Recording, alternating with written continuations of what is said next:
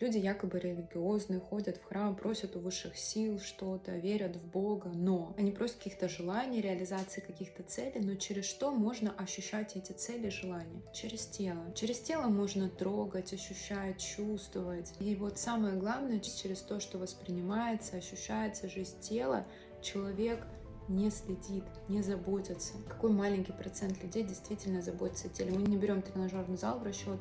99% людей туда ходят, чтобы доказать самому себе, что я молодец и красавчик. А действительно заботу о теле проявляют единицы, интересуются тем, как работает тело, интересуются тем, как телу можно помочь. Этим интересуются единицы. Через него же я ощущаю, обалдеть, столько миллиардов клеток внутри делится для того, чтобы чувствовать.